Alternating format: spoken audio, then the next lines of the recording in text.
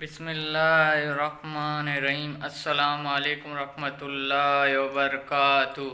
میں ہوں رحمت اللہ گوادری۔ آج آپ لوگوں کو یہ حدیث سناؤں گا۔ آج سنیے۔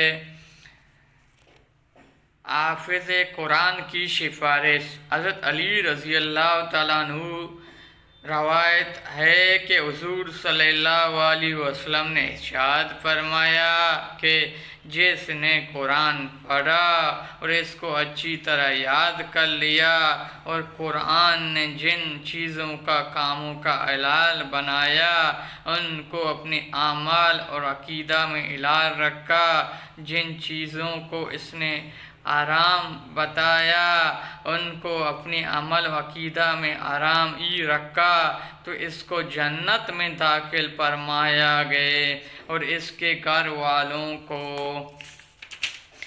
والوں کو میں ایسی 10 آدمیوں کے بارے میں سفارش قبول فرمائیں گے جن کے لیے عمل کے بدلے وجہ ہے دوزخ میں جانا ضرور ہو چکا ہے۔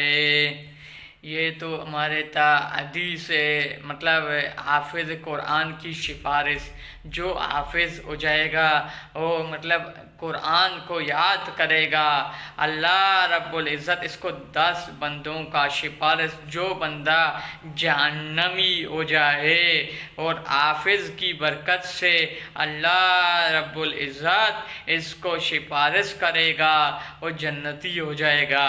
اس کا ماں باپ والد مطلب والدین کو اللہ پاک ایک تاج کو پہنائے گا جو آفتاب چاند کی طرح چمکے گا۔ یہ آپ لوگوں کو میرا ویڈیو اچھا لگا، میرا شیئر کرو، لائک کرو، سبسکرائب کرے۔